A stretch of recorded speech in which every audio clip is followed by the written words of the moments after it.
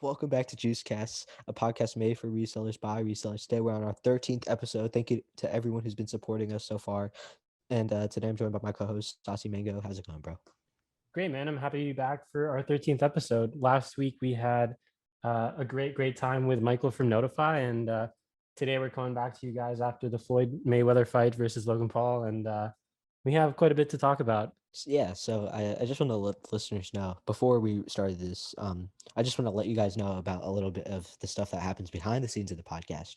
Me and Saucyy attempted to record the intro probably 8 to 9 times. We couldn't get it down straight, and I just thought that was kind of funny and worth a mention. It's But been a long week, man. yeah, for real. But the Floyd versus Logan fight was actually I think a great example of a way to chase a bag. Let's be honest. Floyd, it looked like, did not try at all. And he still, is probably walking out with a $30-40 million check, which is He's insane to chilling. think He's about. chilling. That was the easiest money he's Yeah, had to that's ever make in his life, probably. yeah, probably. Or that fight back in 2018 against the Japanese Yeah, kid. That they were showing that in the highlights, man. That was the, so funny. the kid was crying. Yeah. Yeah. But I thought that was, kind of a perfect example of, working yourself up. Floyd obviously, didn't come from a lot, and his dad was a boxer and all that, but he didn't really start on a pedestal, and he made it all the way to where he is now, 50-0, one of the most famous athletes of all time, one of the greatest boxers of all time, and now fighting YouTubers that like Pokemon for a $40 million check. So, I think that's a pretty cool thing that's also worth a mention. Yeah. And I mean, he said it himself. He said it was like, obviously his boxing career, professional boxing career is done now, right? And so this was literally strictly entertainment. In terms of them actually achieving that, I don't know if they really got that far with Logan just dodging it the whole time. But I Just mean, sleeping on it was good Floyd. to see him back in the ring, I'd say, at least, no? Wouldn't you say? Yeah, I mean, he's one of my favorite athletes of all time. So anytime I get to watch him fight, it's a lot of fun. I'm a huge boxing fan, so just watching him, Tyson Fury, Wilder, AJ, or whoever it may be, Pacquiao. I just I like watching these boxers because I think this may have been the last time we ever watched Floyd Mayweather in a boxing ring. To be honest with you, so just enjoying it while you can, and I've been watching Floyd since I was about 5-6 years old. I've watched the Alvarez fights and the Pacquiao fights, and a lot of them. So, it's kind of a bittersweet ending to watch him fight a YouTuber, but it is what it is. Do you really think this is the end of the road for him? I mean, we usually always say that every time he gets into a new fight. But I mean, in terms of like, it did seem like from what I saw at the end of that match when they were doing the interview, it felt like he is now sort of entering this other stage of his, I don't want to say career per se, but I guess his life where he might still pursue like exhibition matches like this strictly for chasing the bag, strictly for Easy making bag entertainment, chase. giving back to the people, to the fans, stuff like that. He's No? not. He doesn't care about the fans. To be honest, he cares about the bag and respect. But I mean, if he cared about the fans, I think they would have made this fight a little bit better with the Yeah. rules and all that. I Yeah. think they were fine with 12-ounce gloves. I think it should have been 10-ounce gloves. Yeah. I wish there was judges. Even though it's an exhibition. I mean, an official decision would have been kind of fun, but then does that still make it an exhibition? No. Yeah, All that's right. exactly it right there. But then what if they did like an amateur fight instead of a professional fight? I mean, I'm sure there's things that they could do better, but I don't know. I just wasn't a fan of the format, and I was wanting a show, and instead I got to watch Logan Paul sleep on Floyd Mayweather for 24 minutes. But kind of transitioning away from the fight, we got a big week this week now. We do. So we have Supreme on Thursday. Don't we have Kobe's coming out this week as well?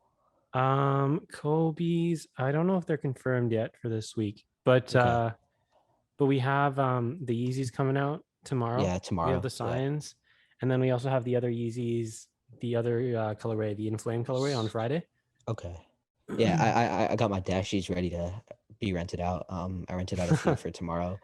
So yeah, I It's rented out so all of them for tomorrow. amazing. So It's so amazing to see, like you said, you're going to be renting them out, but it's so amazing to see how the actual market for Dashi fluctuates. And what I mean by that is like when a drop is coming near, the prices will jump up for like a want to sell. strictly because people are buying into rent and just like quick flipping it, which is really cool. But Dashley's doing really well. Um, who else did really well for Easy Supply? Obviously, Ganesh does well. Prism did really well for me last time. But then there was a foot sites drop that didn't go too well with Prism. The last drop, it was the dunk drop.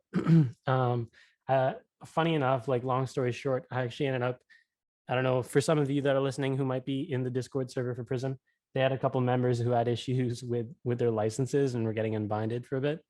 I was one of those members, but I was still able to use the bot, but I wasn't able to access the Discord, and I think it was just a Discord issue. But then also, what I want to talk about too was like, I don't know, have you been following Splashforce's social media, like their Twitter? I don't know what the deal with Splashforce is right now. I know that it's fluctuated a lot in price, and the market isn't really stable, if I remember correctly. Yeah, Um, yeah. But recently they launched their sort of teaser for their 4.0, and okay, they've so like a new got GUI or something like that. it's a new GUI, and they're actually implementing a foots module. So that's what people are interested. A foot's ooh, Yeah, yeah. So I bought in like about a week ago. It's the price is still relatively low because they like posted pictures of it, but they didn't really continue with sort of their announcement in terms of when they're going to drop it. But I'm excited to see what they have to do. So yeah, I'm excited for these drops. For the Supreme drop, it's going to be really cool because we have the return of box logos, um, and it's going to be with sort of a collaboration with this like Italian fashion designer Emilio Pucci. So that'll be interesting to see how it goes. I think if you are running for the Supreme drop this Thursday, the bots that you want to have are of course Mekpreme, Velox, and then Kodai does really well in Supreme too. So I'd keep an eye on those bots, and of course you have your Cybers and your Wrath and stuff like that. But Mekpreme and Kodai, I'd say, is where you want to be for this Thursday. yeah, 100% agree. Mekpreme consistently does well. Kodai, I don't know a lot about its Supreme module, but I'm sure it does well as Kodai does well on pretty much everything. I also recommend Cyber sometimes as well on Preem. Not really though. Last time I remember Cyber doing really well on Preem was the Smurfs drop. It cooked that so hard. If you remember that back in 2020. But yeah, I think it's going to be a fun drop. Definitely if you have the necessary resources, these are a full send. These are a drop you don't want to miss. Speaking of the Mech team, actually, Mech.io has been crushing it. They've been doing really well. They've slowly been climbing up in the last month or so. Right now, I see prices going for upwards of like 3K now, which is insane. I mean, if you are able to find the right sort of person to deal with through Discord, through Botmart or Tidal or whatever marketplace you're looking at, if you can snag a Mech AIO key for like around 2.5, 2.6, I would recommend buying in for sure.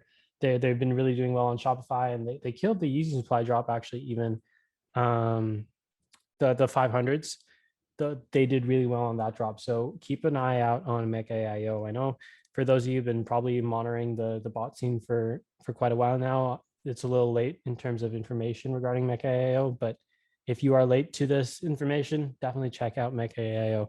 100% I agree. Mech.io and Mekpreme, the entire team has been killing it. Do you remember what happened to that bot when the Mekpreme dev left? Was it called start with like a Y? Oh, Gideon? Yishin. Yishin, yeah. Yeah, I still have access to that bot. He did from Mekpreme and he started up his own company. I mean, I don't really think they put too much time into that bot. They have like a decent amount of users, but I don't know how many of them are actually running the bot from drop to drop because when I look at their success channels, they're rarely checking out anything. And if they are checking out something, it's just brick items. But yeah, I find that pretty funny. Yeah, I think that had a lot of promise. And then, you know, as a lot of beta bots do, sometimes they don't deliver to their full potential, or sometimes they have, a lot in store and we just don't know what's going on behind the scenes. And it can become a top bot one day. What do we know, right? Well, you know what? I think that's a great example of someone running off doing their own thing and then just simply riding the wave off their name, right? Like, yes, he was the dev for Mekpreme, but Mekpreme doesn't solely run off one person. They got a whole team running the show, right?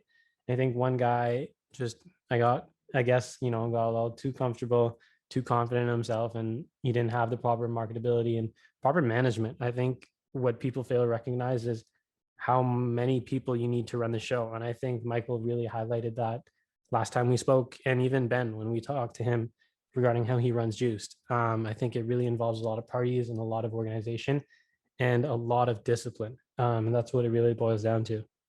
Yeah, I agree. I think, the botting game is, kind of becoming a different scene with, all these beta bots coming out.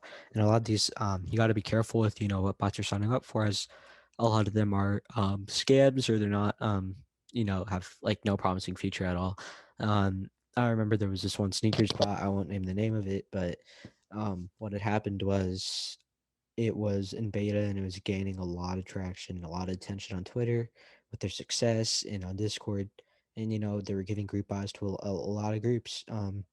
And so they were starting to kill it, getting a lot of attention, as I stated before. And then one day out of nowhere, their Discord got taken down. And I was like, all right, I wonder what happened here. This bot had a lot of potential. They could have easily went public and they could have made it, a decent amount of money and, secured their bag. But I later learned that, a more prominent dev in the community was calling them out for, their code and things like that, which raises a question of, obviously what they did was wrong. They were stealing some code, but why was that prominent dev looking at their code anyway? You know what I mean? Yeah. Yeah, that's really It's weird. like why are you looking at their code anyway? It's a good thing that you caught them, but why are you looking in the first place? Which is another conversation, but in itself. But yeah, so like, a bot that was really on the come up just completely dissolved to dust. Um, and the owner is like, still kind of active. Like I said, I don't want to name his name because, he's still active in the sneaker community and all that. But yeah, like I talked to him and he was like, it really sucks what happened. We didn't know that this dev was doing that. Because, at the end of the day, like our success was not based off of this one dev. We had a team of like 5, 6 devs behind the scenes working on it and, ensuring that it was successful. But because this, big prominent dev who has a lot of clout on Twitter and Discord and, all these apps, was, able to call them out, their Discord got, taken down pretty quickly because there was a lot of backlash. And that the bot, like I said before, is like, now nothing. But something that kind of like, bothered me about the situation was, well, what they did was wrong. And, what happened is, totally fair. Like they shouldn't have been stealing code in the first place. That dev should have been, first of all, the community should have let that, dev get a chance to like not explain himself, but like, at least like let the company explain themselves and then let the dev go instead of just dissolving the whole company. A second thing is, why was that, prominent dev that called them out looking at their code in the first place? I would imagine it would be, possibly to steal something from their code and then recognizing that it is stolen code or something like that. But I could, be just speculating too much, and they it could have just been a situation that could not have been fixed. But their, reputation being ruined. What do you think about that? Yeah, I think that, that's really messed up. I think it really boils down to respecting other people's work and also making sure that you have some originality, right? I think everyone works hard in this industry, and the people that work the hardest are the ones that make it out, right? I think it's about really sticking to what you know and really sticking to yourself. One of the biggest things that I know I keep reiterating, Michael, but I think it's because, we spoke to someone who has experience in this industry and has gone really far, and one of the things that he said speaks volumes in this industry is kindness, right? Just being kind to everyone, making sure that, you build good relationships and genuine relationships, right? Yeah. I think relationships, and I've stated this in, the previous 12 podcasts, I think, is how important relationships are and how important, building with one another, like building relationships with one another is. So I think, exactly what you said, I 100% agree. I wouldn't change anything about that. Mhm. So we mentioned sort of the drops happening this week, the Yeezys, the box logos, and then we have like I think a pair of dunks, and then some of the Alma pairs are restocking on some websites or dropping on some websites. I wanted to ask you about Supreme right now. Obviously, Supreme isn't as big as what it used to be when we first started or when the hype was there back in the day. But do you think this is a good sort of way to bring back things for this week? Do you think that, the hype with Supreme would come back, or this is just kind of a one No, day thing? People will be yeah. hyped with the box logos and then we'll kind of just go back down. I mean, you kind of get this a lot. North Face drops, North Face collabs, Supreme drops, or like like cartoon collabs or stuff like that. Usually get all the attention, and then next week Supreme's gonna drop some brick accessory, and then we're back to the normal program. But yeah, I think it's just the hype around the Bogos. That's really it. First of all, can we address the last 2 weeks? They had a chair that released last week that was like Yeah, 2 grand. yeah. And then Told the week before that, they had that fine china. I understand fine china is expensive, but who the hell is going to buy a plate for like 2 grand? Like, no yeah. one's going to do that. Well, when was the fridge? Do you remember? How long ago was that? That was a couple weeks back, maybe 3 or 4. I can't remember exactly, but yeah, Was that that? was I that was kind of wanted that, but it was nice, bro. All these things, the chair I even found pretty nice. Like I found it aesthetically pleasing, but I mean, for that price, there's no way I am buying that for sure. I think that's way too much. And I don't know if you heard about this, but what I found really funny was for that drop for the chair release, they actually sold it out. And I don't know if you noticed, but if you went back onto the website a couple hours later, it was back in stock. And they literally just sold it out to sort of, I guess, like, hype it up, and then it was just sitting as a brick because obviously no one was going to spend that much. yeah, that's true. But yeah, I think this week is gonna be, really fun, a lot, and we're all looking forward to it.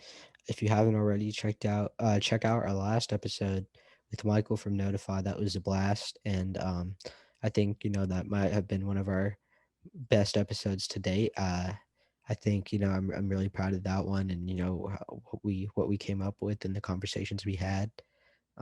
Next next episode, we'll talk about how this drop went, and kind of share our thoughts on what went wrong and what went good, thorns and roses type of stuff, and that's really all I can think of. You have anything you want to add on? Yeah, I had one more thing I want to talk about, Okay, which was perfect. the Mekpreme setup for this week. So Okay. I apologize for those of you listening who might not be using Mekpreme for this week, but if you are using a different bot, please do not hesitate to reach out to DTX and I, and we should be able to help you out with your release setup if that's what you're looking for. But for those of you that will be rocking with Mekpreme on Thursday, I wanted to sort of go over just the basic, simple steps to maybe, help improve your setup and just make sure you're prepared for Thursday. So first of all, what I want to talk about was browser tasks. So there are different types of tasks you can run from Mekpreme. The best thing you want to do is run a mix of all of them. But the one thing you need to recognize is how intensive browser tasks are and what you like how many browser tasks you can run. So there's a strict rule, in case you don't know this, for the Mekpreme setup is make sure that your browser tasks are linked to the number of CPU cores for your computer. And if you don't know how to find that out, just check your system settings and that will be able to tell you. And then when you are running those high intensive tasks, don't try to start all of them at once. And you'll recognize this because what happens is your computer will slow down and also the bot will start to freeze or slow down and glitch, right? What you want is everything to run smoothly. So what I recommend is start your tasks one by one. If you're running too many tasks, maybe try to chop it down a little bit, because Supreme is not exactly the same as Shopify, but in the same sense where you're not going to just cop like a crazy amount of multiples like you do on maybe, let's say, Foots or Easy Supply or anything like that. It's because of all the captchas that you have to solve and stuff like that. So make sure you start them one by one. And then also recognizing which ISPs to use and which resis to use and when you need to use them. That's something that people don't pay attention to, especially in botting. I know previously we've talked about, and we haven't really gone into our foot site drop setup, but we know we have a general idea for those of you that are botting, you need to use all that's in your arsenal. But the thing is, for Supreme, it's a little different. For Supreme, residential proxies are known for your initial setup. So when you're running straight for release, ISPs are mostly used for restocks. So if you're using Mekpreme or if you're using Velox or if you're using any other Supreme bot out there, ISPs will be used for your monitoring. And then once you hit your initial release, you actually want to use your residential initial release, and make sure that your monitors are set at 500 and then drop the checkout delays to 0 and you should be good. But anything other than that, if you guys have any other questions, do not hesitate to reach out to us via Twitter or Instagram or whatever platform that works for you guys, even on Discord. All the links will be put down in the description below. DTX, anything you got to add? No, nothing else I gotta add. And if you're a basketball fan, enjoy the next week of NBA playoffs. Should be fun. Yeah, I'm a we're gonna Mavs talk a fan. bit I'm about that heartbroken. next week. So, By the way, DTX, I'm sorry for your loss today, man. yeah, it sucks, but it's okay. We'll bounce back next season. Um, but yeah, I hope everyone does well on the Supreme drop this upcoming week in the Yeezys. If you cook and Saucy's advice helped you out, make sure you tag Juiced. Thank you guys for listening, and until next time, peace.